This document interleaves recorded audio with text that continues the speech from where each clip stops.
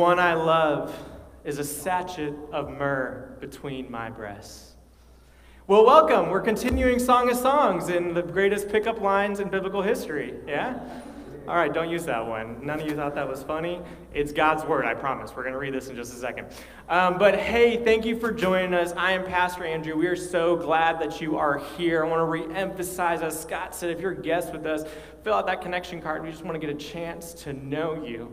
And if you've joined us today, we're in week 2 of our song, Love Songs. And as we, or Love Song, I should say, and as we study this, we are really talking about not only marriages, not only about dating, but also how God loves us.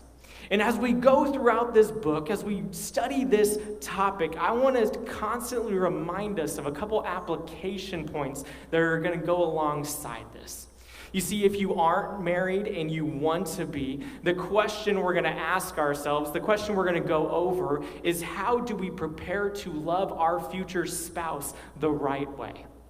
If you are married, then you need to ask the question of how are we, or how should we love our spouse the right way? Because sometimes we, if we're honest, we don't. And maybe we need to prepare for that before marriage. How should we be doing it in our marriages? But most importantly, and for everyone in the room, we're going to study how Jesus actually does love us the right way. He doesn't just prepare for it. He doesn't just say, I should do this. But what we have for us is a God who models us for us. And last week, we kicked this thing off, and we started at the beginning of a love story. And every love story starts the same way. There's an attraction that happens.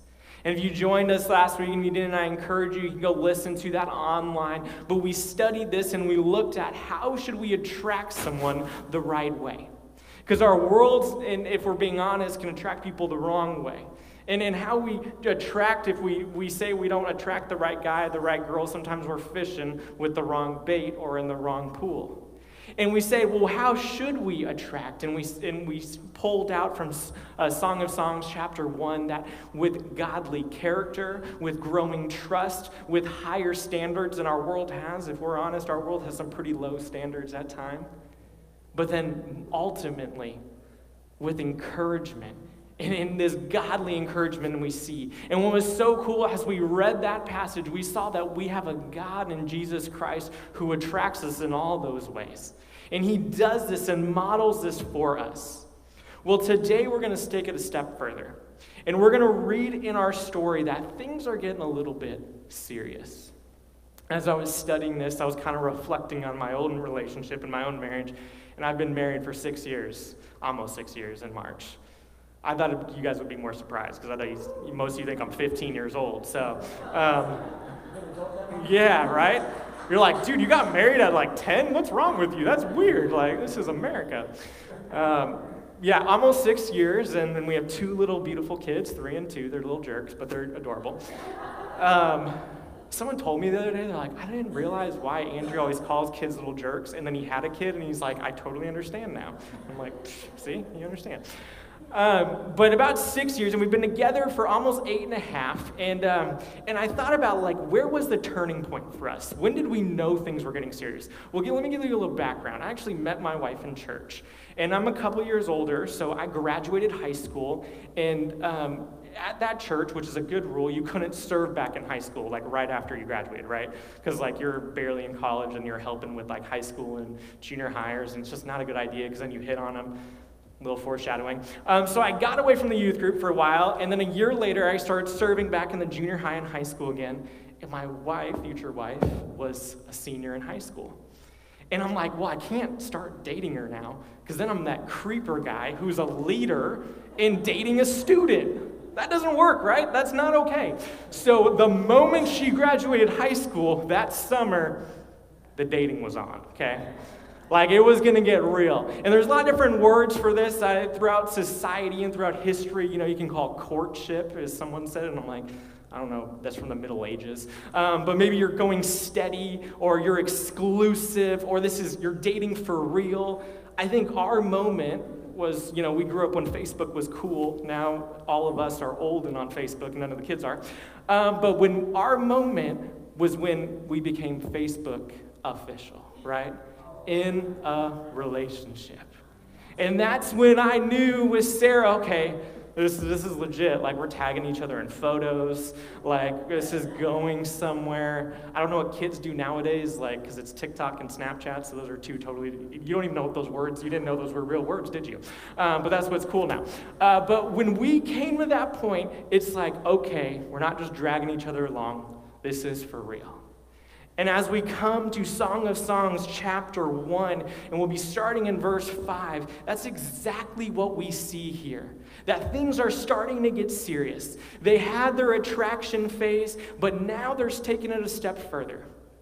But as we alluded to last week, is even when it gets serious and this relationship begins to start, it can be really easy for some stuff to come into that relationship. Some stuff like baggage. And baggage like personal preconceptions in our life.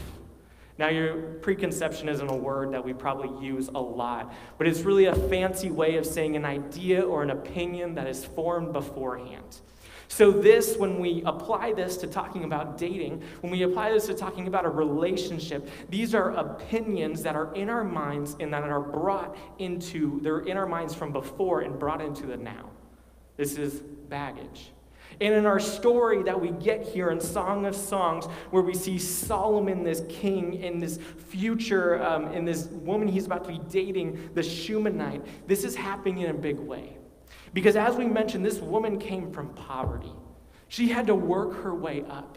It talks about her skin is dark because she worked hard. But then she's about to date a king, literally the richest man in the entire kingdom.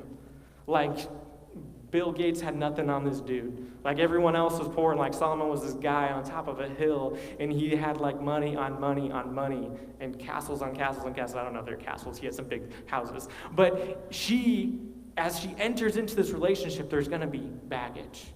Now, put yourself in her shoes for a second. What would some of the opinions going into a relationship that you might have with a king?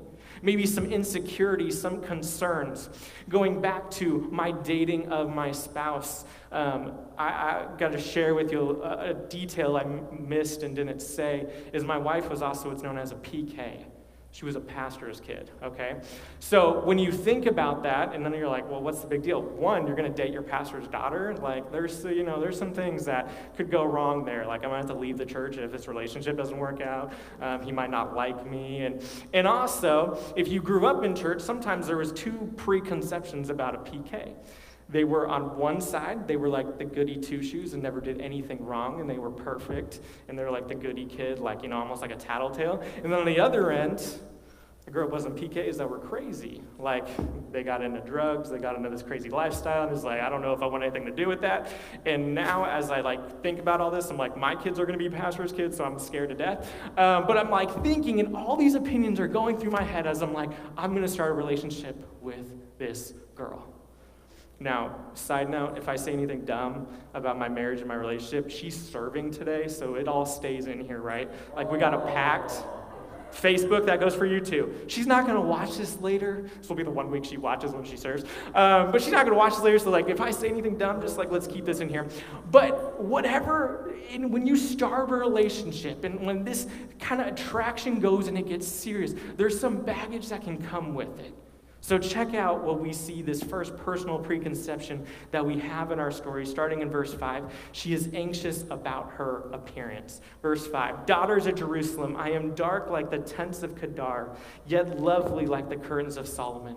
Do not stare at me because I am dark, for the sun has gazed on me. My mother's sons were angry with me. They made me take care of the vineyards. I have not taken care of my own vineyard. Last week, we talked a little bit about this and how she was anxious. She was self-conscious about her skin because she was so tan from working outside. And it's actually like the opposite now. Like now, if you go to a tanning salon, they didn't have those then.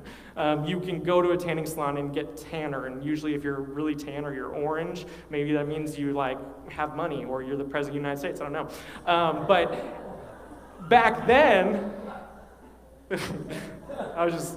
it was easy, right? It was slim pickings, right? I'm not either way. I'm apolitical, but it's true. So back then, if you were really tan, It meant that you worked outside, and it meant that you were poor. And I think when we bring this to today, we have to be aware that in a fallen world, we will always struggle with our self-image. And in some things that sometimes we think, oh, this is just something that maybe women struggle with more than men. But man, it's no different. And I think especially in our society. And then we also have this idea, well, now we're married. We don't have to deal with that baggage anymore. Like, I only have eyes for you. Like, I can get fat and it's okay. Like, my wife will still love me. No, I need to keep it. I need to get back in the gym, get a gym buddy. But it's like we can have these ideas, and it's funny because in our seasons of life, we will struggle with different ideas about how we look. And she's struggling with what she has here, that she's self-conscious about her skin, but as that marriage progresses and as that relationship goes on, there will be new things that enter into the picture that might reveal some insecurities. But not only is she anxious about her appearance, she's also anxious about his absence. Check out verse 7. Tell me, you whom I love, where do you pasture your sheep? Where do you let them rest at noon? Why should I be like the one who veils herself beside the flocks of your companion?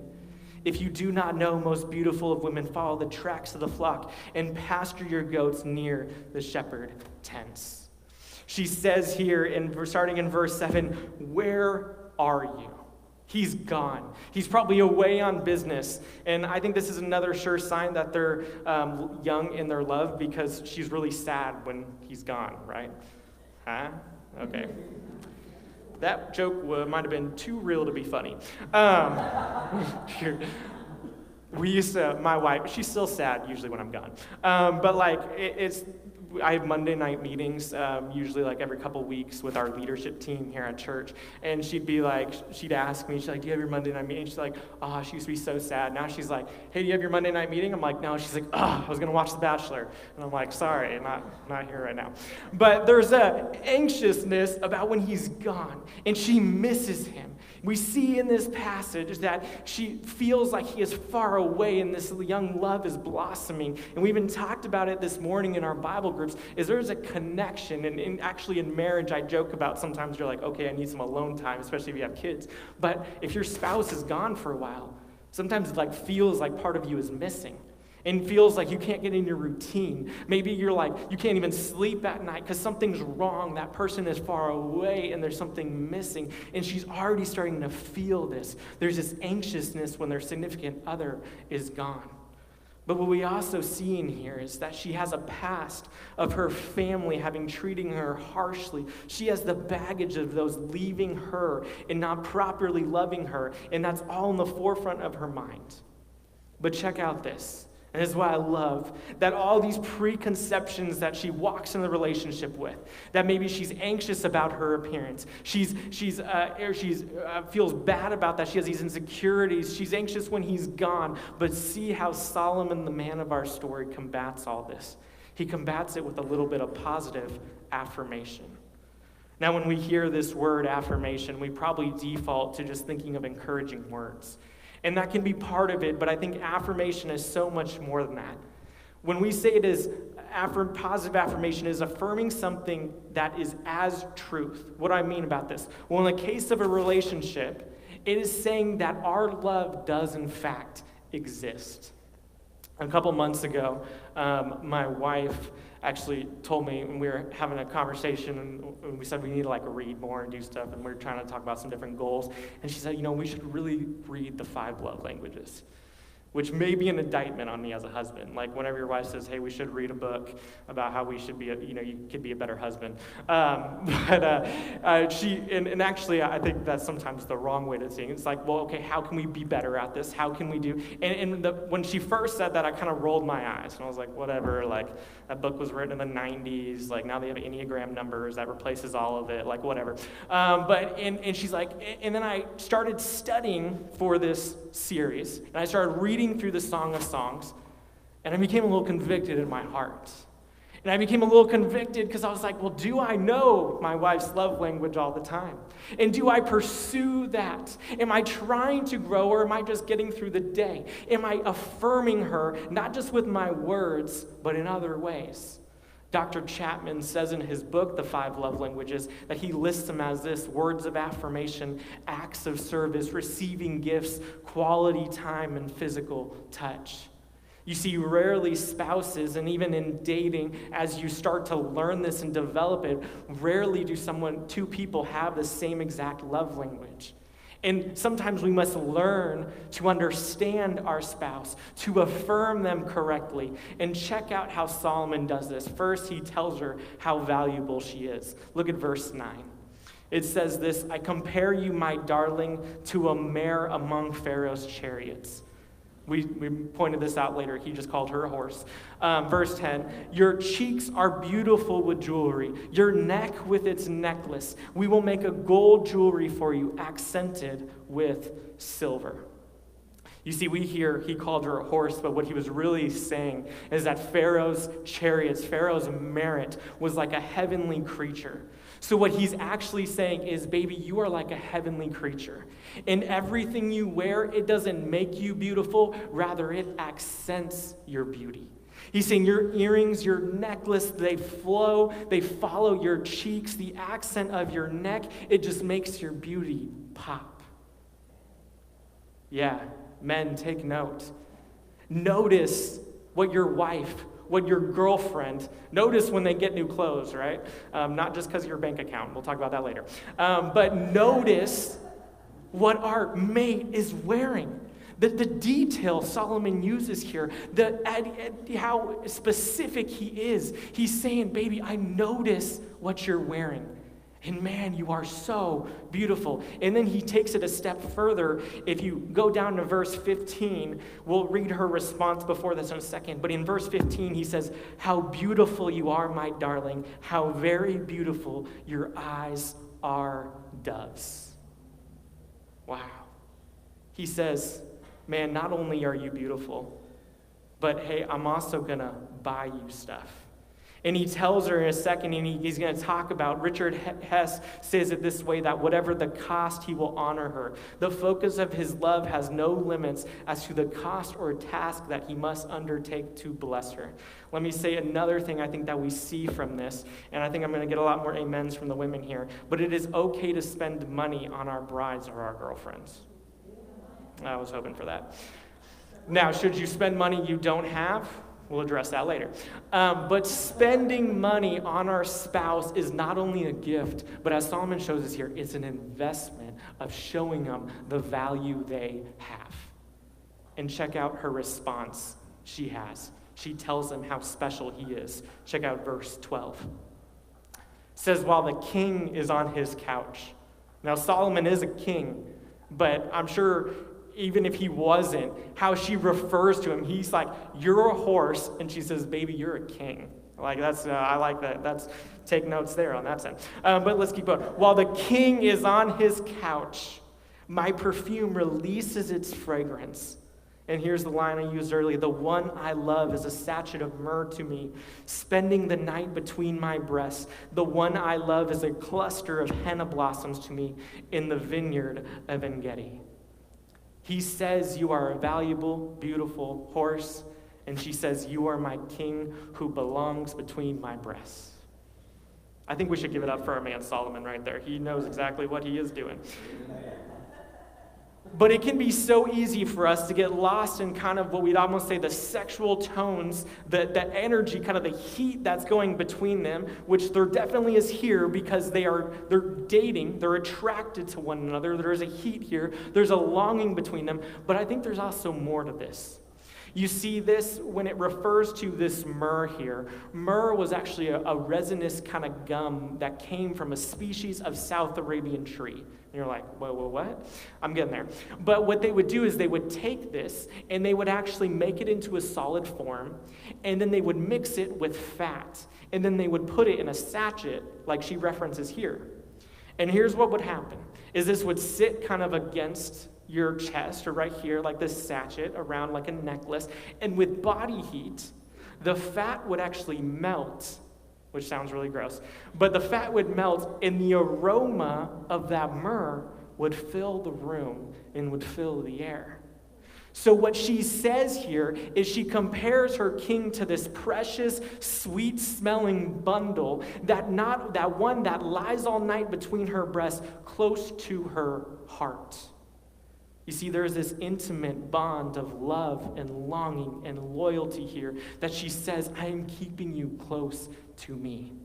Now, as I referenced, they're only dating here. Like, we'll get into the marriage eventually. But they're dating here, but there is this excitement. There's this energy, and they're not crossing any boundaries but they're expressing to one another the love they have for each other. And she wraps up this section with referring to him as a cluster of henna blossoms. Henna blossoms were actually these beautiful, rare sights in a desert landscape. Like they were in a desert, kind of like we're in a desert. But their desert was more like wasteland, like Arabian desert, like Aladdin style, where you don't see anything, you just see sand.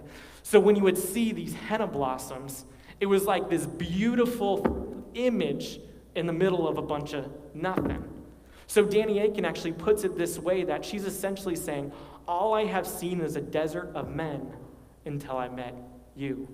You are my oasis with your beauty and fragrance. No man refreshed me until I met you. I dream about you. I think about you. I dream about us. I think about us. You are truly all I need. The very thought of you is a continual source of mental, physical, sensual, and spiritual pleasure. No man can make me feel like you make me feel. This is the exchange that is happening here. This is happening over text message right now, okay? Like this is early. This is what they're telling one another. This is how they're expressing their love, how they're expressing the excitement that is in this early marriage, or in this early dating, this relationship. But here's what I want to point out to you, is he understands her. 1 Peter 3:7 tells us that men should live with an understanding of their wives. One of the things that comes with being a pastor is I've got to do some premarital counseling, and I've got to do some in the middle of marital counseling, and I've got to do some postmarital counseling. And so often, one of the first things I hear is, especially, and a lot of times it comes from the woman's side, is, well, he just doesn't understand me.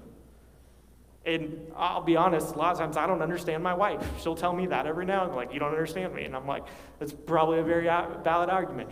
But what the Bible tells us, what 1 Peter tells us, what Solomon shows us, is we need to understand our significant other. That we need to invest in them. We need to understand how their mind thinks. And what Solomon doing is he's learning about her. He's searching her. He knows her. And then they're responding back to each other, saying specific, detailed information about how they make them feel. And really, we can almost sum it up. He tells her, baby, you are so valuable, I couldn't put a price on it. And she responds by simply saying, honey, you are so special. There is no one like you in my life.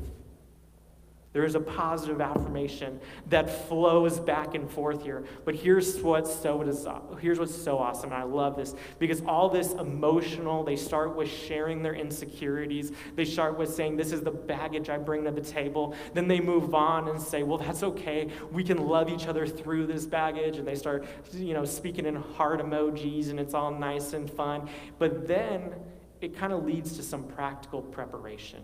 Check out verse 16. It says, how handsome you are, my love, how delightful. Our bed is verdant. Now you're like, wait a minute. You're talking about a bed already? I thought these guys were dating. They haven't touched this bed. But there's some preparation about what this bed looks like. This is talking about what's coming, but it says, our bed is verdant. The beams of our house are cedars, and our rafters are cypresses. Actually in January, just a couple months ago, me and my wife moved we were a few miles farther away, and we just moved like literally 5 minutes from the church, or just like 2 minutes from the church. And a bunch of guys helped us move from the church. It was awesome. But as we settled in there, that very first night we had ownership. Actually, Billy was the one-man moving truck pretty much. Like, he was awesome.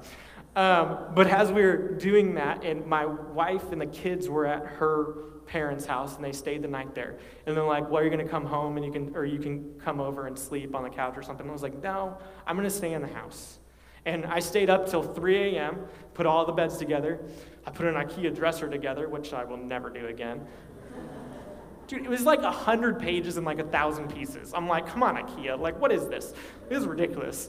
And then I was like making so much noise. I'm like, oh, my neighbor's going to hate me the first night I'm in here. But I was like, I need to make sure this place is ready for when my wife comes in, my family comes in, we can actually stay here. That there's beds ready, that there's some furniture out, that they have a place to sit. I didn't get to mount the TV yet that night. I needed some help. But all this stuff, I was like, I need to prepare the place here. Solomon is doing the same for his wife in this story. He is preparing for her to come into his home once they are married. And it's like he's bringing her in, and he says, hey, babe, look at that. And she's like, man, our bed is so verdant. I see the cypresses, and she starts describing it, and he's saying, this is what our future looks like. This is what our home will be like. And there's an excitement, and there's a preparation there. We said this last week, and I want to re-emphasize this as we talk about this preparation. As we talk about this, I want to give you a key thought. And Craig Rochelle is actually one that said this, but that as men, you are to be the pastor, the provider, and the protector for your wife. You see, all of these are about setting the tone. This tone spiritually, financially, and physically for your family.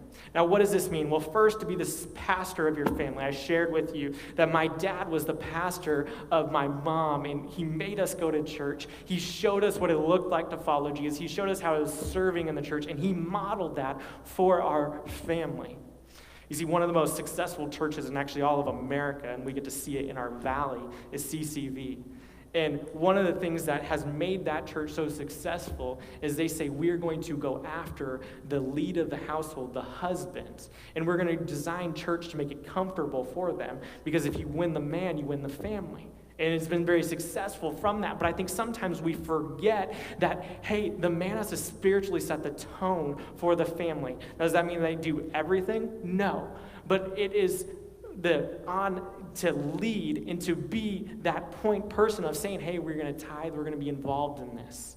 Now, it also says the provider. That means financially lead our families. Does this mean that women shouldn't work? Absolutely not. Does that mean a woman can't make more money than a husband? Absolutely not. There's nothing in Scripture that says that. But it is also not healthy for a man to not be involved financially in any way and to do it to a point where it harms the family or they're not in a comfortable place.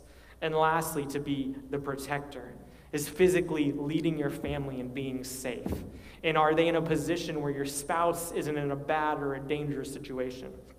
When we moved into our house, and nowadays we live in a fallen, crazy world. So I'm like, one of the things we'll do is we'll get like a security system, and I have my Ring doorbell and all my little sensors. And I was like, on the side of my house, I'm gonna install a Ring little spotlight. So every time someone walks in the motion and the lights pop on, and then I see a video, then I can talk to the video and say, hey, get off my property or something like that, or Jesus loves you, one of the ones. But as I was studying it, and I had to change out a junction box, and I have no idea what I'm doing. I'm watching YouTube clips the whole time. And I ruined my electrical a little bit, or like messed something up to where I literally called Billy and said, dude, my microwave's not working, something's bad. And I got a little bit shocked as well. And he came and helped me out. But when we get to this and we talk about, as we're preparing for marriage, in a marriage, that as the man in that there is some responsibilities that we are to be the pastor, that we are to be the provider and the protector in our relationship. And you see, this doesn't happen by accident. This happens by preparation. And preparation is a key to a strong relationship, and it doesn't stop in dating, it just starts. And it continues as we prepare for marriage, as we prepare to have kids, as we prepare to correct those kids when they're jerks, when we prepare to get rid of those kids as they become an adult, and then how we prepare to retire, whatever stage of life we're at. There is a preparation that goes into this. You see, life is full of seasons, and seasons take this preparation. Just like you need to make sure when we're going in the summer that your AC works so you don't die of heat exhaustion when it's 110 outside, we need to do the same in our relationships. So here's the deal. When we share our personal preconceptions, when we positively affirm one another, when we practically prepare, we will tell our significant other that we are serious about them. We will give them a message that we aren't taking this thing lightly, but we love them in such a huge way, and we are investing in them, and we are giving our time, effort, and energy. And get this, in the same way, Jesus is just as serious about his bride. First, we see that he loves us where we are. I love the imagery we actually see in here, and we talked about there's a few different lines of application. There's a literal interpretation of Song and Songs, and then there's a symbolic application, which is how Jesus loves us, the church, and loves his children. And you see the Shunammite woman here. She was ashamed of her past. She was poor. She had to work her way. She was insecure about this. She had to insecure about the toll that life had taken on her. But Solomon didn't care. Solomon never once referenced it. And maybe today you walk in and maybe you feel a little bit of shame. Maybe you've been to some bad places. You've lived some bad things and you've had some sin in your life that you're ashamed of, that you wish you could take back. But I just want to tell you that God doesn't care. God doesn't care where you've been. He loves you where you are. The Bible tells us, Romans 5:8, but God proves his own love for us in that while we were still sinners, Christ died for us. It didn't say when we got our stuff together. It didn't say once we started being a little bit better. Once we got back on the right track, Jesus decided to love us. But while we were still sinners, broken, we were terrible people in our sin, God loved and died for us. But he doesn't just love us where we are. He also lifts us to where he is. As we continue to read this song, and a little spoiler alert, we're going to see this couple get married. We're going to see them go on their honeymoon, and then we're going to see them establish what their marriage looks like. But guess what? In no point did it matter that she was once poor, because when she got married, she was queen. And she got lifted up to where Solomon was. And when Jesus gets a hold of us, guess what? It doesn't happen where you've been. It doesn't matter where you've been. It just matters where you are in his grasp. Romans 8 tells us this. So then, brothers and sisters, we're not obligated to the flesh, to live according to the flesh. He says you're not obligated to live like your past. Because if you are living according to the flesh, you're going to die. If you've done what you're always going to do, you're going to get the same results. But if by the Spirit you put to death the deeds of your body, you will live. For all those led by God's spirits are God's sons. For you did not receive a spirit of slavery to fall back into fear. Instead, you received the spirit of adoption by whom we cry out, Abba, Father. And listen to these last two verses in Romans 8:16 and 17. The Spirit himself testifies together with our spirit that we are God's children. And if we are children, we're also heirs, heirs of God and co-heirs with Christ.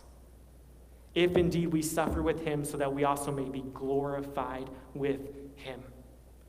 You see, we go from being dirt poor, from spinning our wheels, from trying to do this life by ourselves, from trying to just become a little bit better people, from saying, I'm not going to sin like that anymore. I'm not going to lie, cheat, steal, lust, whatever it is that you struggle with. You're like, I can just conquer this on my own. And we just get in the same spot. We do a little bit good for a bit, and then we fall back in. But you see, when God gets a hold of us, and he loves us where we're at, he says, I don't care with what you're struggling with, but I'm going to show you what it looks like to be a child of God. In Romans 8, it says we're going to be co-heirs with Christ.